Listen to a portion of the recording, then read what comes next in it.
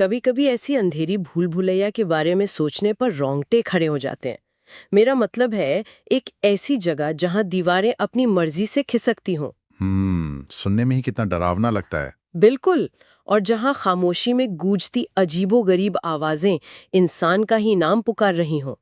और सबसे बड़ी बात, जहां एक गलत दरवाजा खुलने का मतलब सिर्फ रास्ता भटकना नहीं, बल्कि बल्कि एक खौफनाक मौत हो। और लोग अक्सर इसको किसी मॉडर्न थ्रिलर मूवी का हिस्सा मान लेते हैं। वही तो। लेकिन ये किसी आधुनिक हॉलीवुड थ्रिलर का सीन नहीं है। हम यहाँ एक ऐसी कहानी की बात कर रहे हैं जो 130 साल से भी ज्यादा पुरानी है। ऐसी कहानी जिसने अपने दौर में सच में तहलका मचा दिया था। हाँ, और आज के इस गहन विश्लेषण में हम इसी विषय पर चर्चा करने वाले हैं। सही कहा। आज हम चंद्रकांता का तिलिस्म, एक अमर प्रेम और जादू की कथा के पहले भाग की गहराइयों में उतर रहे हैं। और देखिए, हमारा उद्देश्य यहाँ सिर्फ एक पुरानी प्रेम कहानी को फिर से सुनाना नहीं है। नहीं, बिल्कुल नहीं।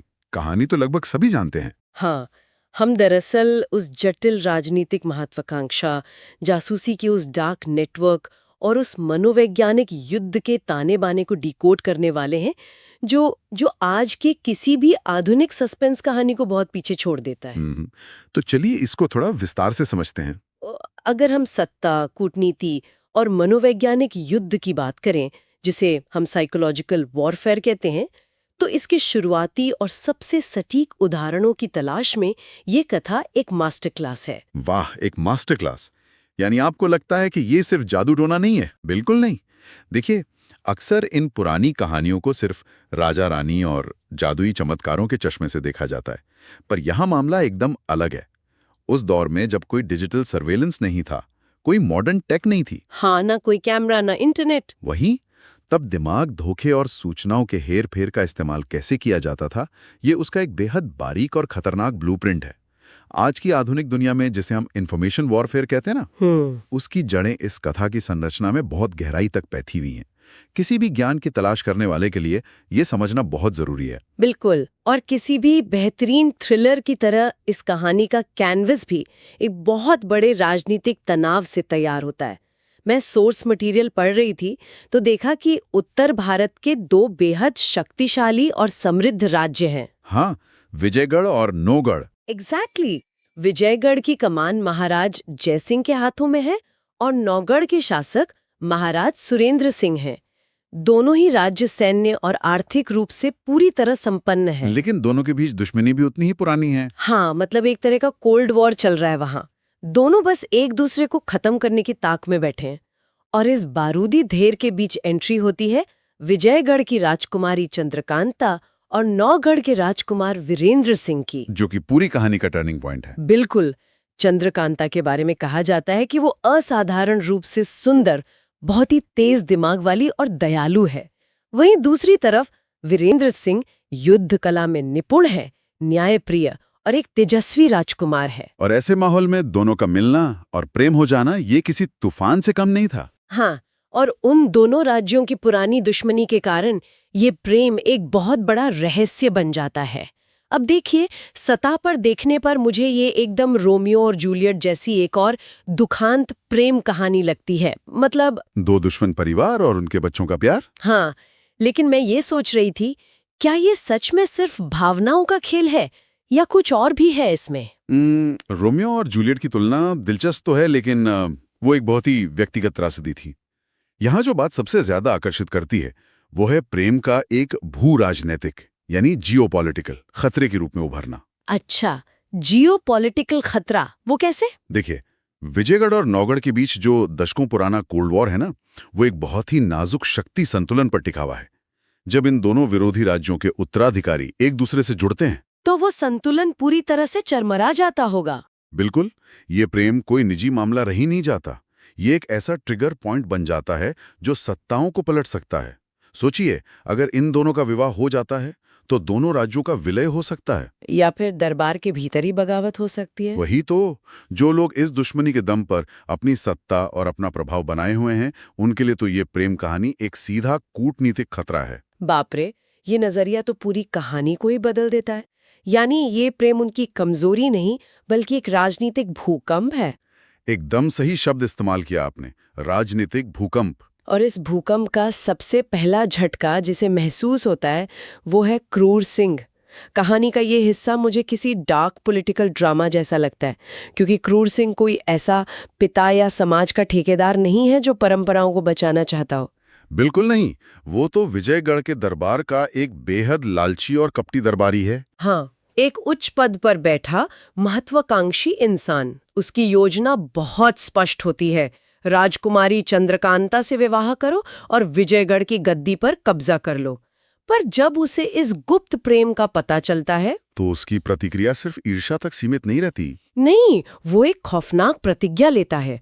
वो कहता है, अगर चंद्रकांता मेरी नहीं हो सकती तो मैं उसे वीरेंद्र सिंह की भी नहीं होने दूंगा। और वो वहां रुकता भी तो नहीं है। वही तो सबसे दंग करने वाली बात है।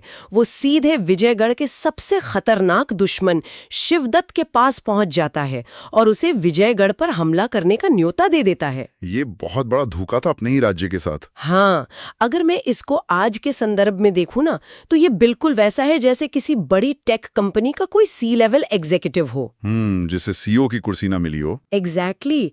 और वो गुस्से में आकर अपनी ही कंपनी के सारे टॉप सीक्रेट्स और एक्सेस कोड्स किसी राइवल कंपनी के सबसे आक्रामक सीईओ को सौंप दे। ये तो सीधे सीधे सत्ता का तख्ता पलट है। बिल्कुल। अगर हम इसको व्यापक तस्वीर से जोड़कर देखें तो क्रूर सिंह का ये कदम ट्रीजन यानी राष्ट्रद्रोह का एक क्लासिक उदाहरण बन जाता है। हाँ, वो बस अपने फायदे का सोच रहा था। वो अपने व्यक्तिगत अहंकार और सत्ता की भूख को अपने राज्य की सुरक्षा से ऊपर रखता है। और देखिए, शिवदूत कोई साधारण राजा नहीं है। नहीं, वो तो एक बहुत क्रूर शासक है। क्रूर और विस्तारवादी। क्रूर सिंह उसे न्योता देकर केवल एक राजकुमार से बदला थोड़ी ले रहा है, वो तो पूरे क्षेत्र को एक भयानक युद्ध में झोंक रहा है। ये सच में एक टर्निंग पॉइंट है। बिल्कुल, ये वो बिंदु है जहां कहानी एक रोमांटिक मिस्ट्री से पूरी तरह एक रणनीतिक युद्ध में तब्दील हो जाती है। जब शिवदूत जैसी बाहरी और विनाशकारी शक्ति इस खेल में शामिल हो जाती है तो आमने सामने की पारंपरिक लड़ाई के नियम ही खत्म हो जाते हैं। वही, वीरेंद्र सिंह अब सिर्फ एक दरबारी से नहीं लड़ रहे हैं, वो एक ऐसी विशाल सैन्य शक्ति और भीतर घाटियों के गठबंधन से लड़ रहे हैं जिसे सीधी टक्कर में हराना लगभग असंभव है। और ठीक इसी असंभव स्थिति के कारण कहानी में उस तत्व की एंट्री होती है जिसने मुझे पढ़ते वक्त सबसे ज्यादा रोमांचित किया। आप अय्यारों की बात कर रही हैं ना? हाँ, अय्यार। क्योंकि अब दुश्मन के पास विशाल सेना है और आपके ही घर में गद्दार बैठे हैं, तो वहां तलवारें काम नहीं आएंगी।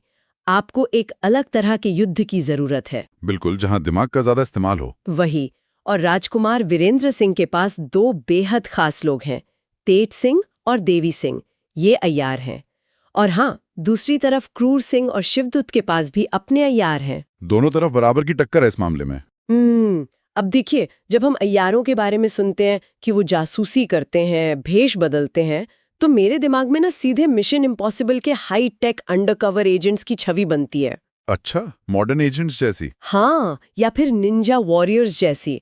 मुझे ऐसा लगने लगा था कि ये वो एलीट कमांडो हैं जो हथियारों से लैस रोकर किसी भी किले में घुस सकते हैं, दुश्मनों को मार गिरा सकते हैं और टारगेट को बचाकर निकल सकते हैं ना? एग्जैक्टली। एक तरह से ये बहुत ही एडवांस्ड और हाई प्रोफाइल बॉडीगार्ड्स लगते हैं जो बस एक्शन के लिए बने हैं। मेरा ये सोचना क्या कहीं से भी ठीक है? यहीं पर ज्यादातर लोग धोखा खा जाते हैं। अच्छा। हाँ, देखिए, अगर एक अय्यार को लड़ाई में अपनी तलवार निकालनी पड़े ना, तो इसका मतलब ये समझा जाता है कि वो अपनी कला में फेल हो चुका है। क्या बात कर रहे हैं? बिना लड़े? बिल्कुल। अय्यार कोई कमांडो या निंजा नहीं है जो हथियारों के दम पर रास्ता बनाते हैं। वो दरअसल मनोवैज्ञानिक युद्ध के मास्टरमाइंड है। यानी उनका तरीका अलग है। बहुत अलग।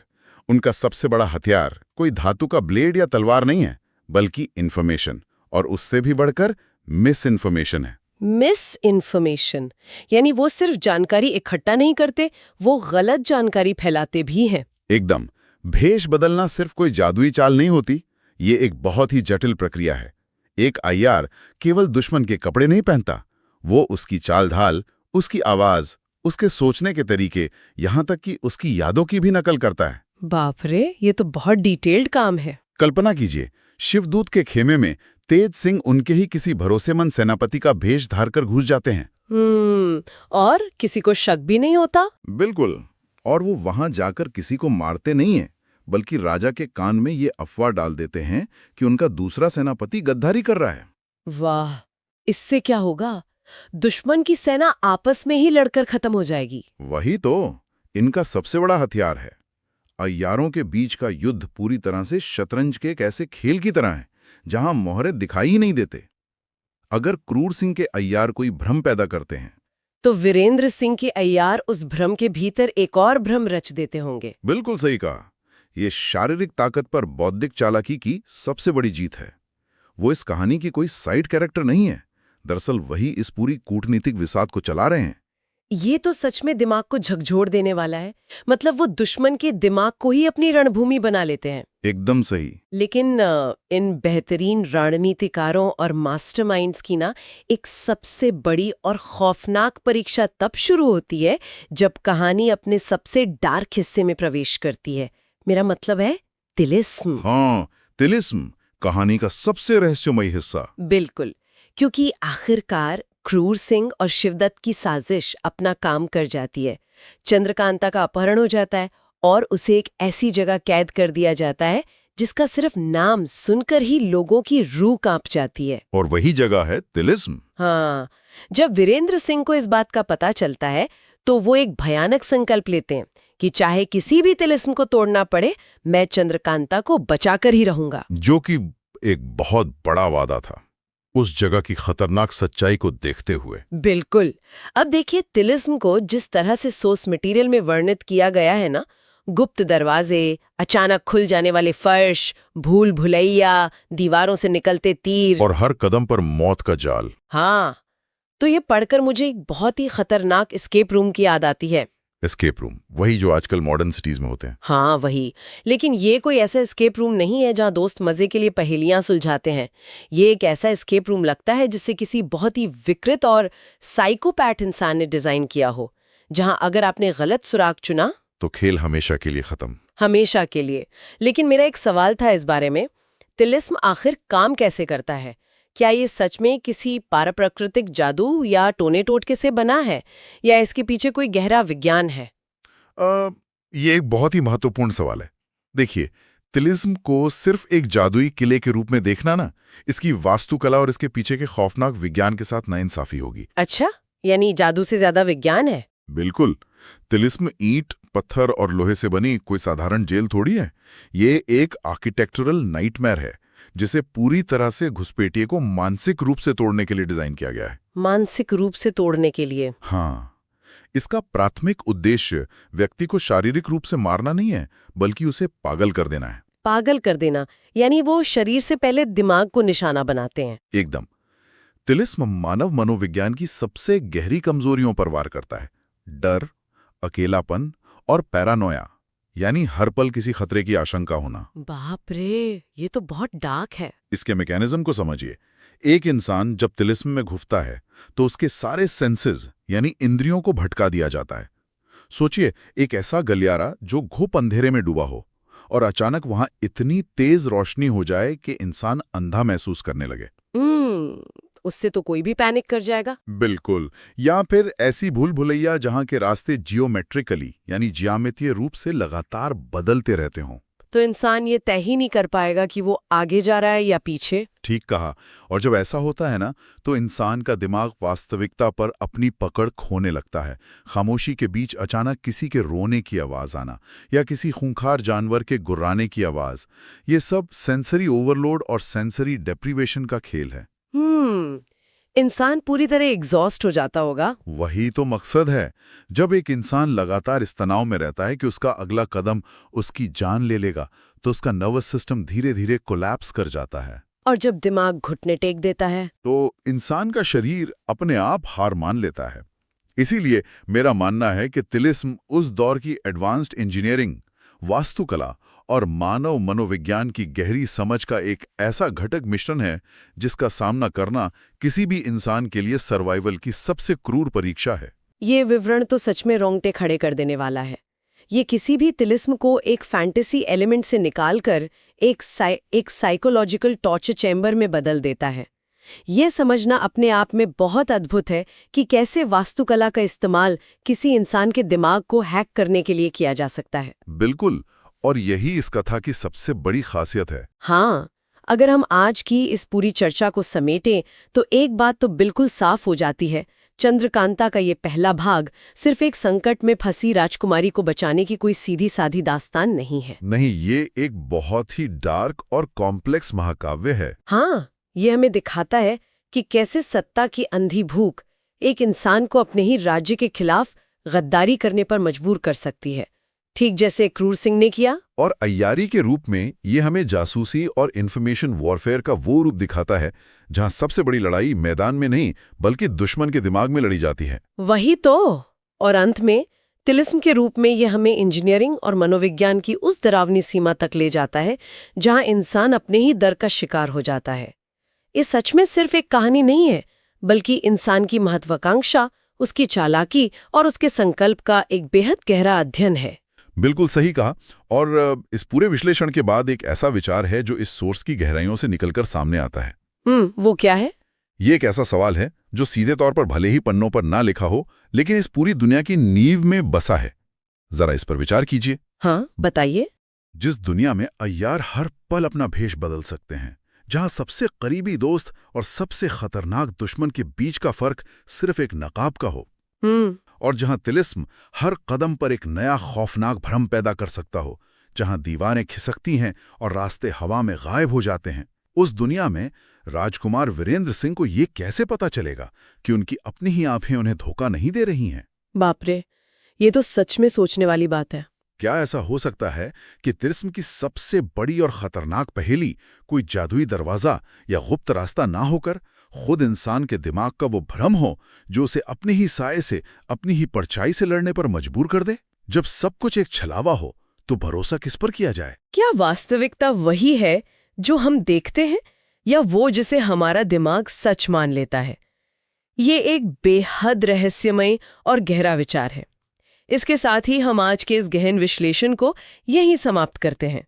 अगली बार जब आसपास की चीजें बिल्कुल वैसी ही लगें जैसी वो दिखती हैं, तो एक पल रुककर जरूर सोचना चाहिए, क्या पता वो भी किसी का रचा हुआ एक तिलिस्म हो।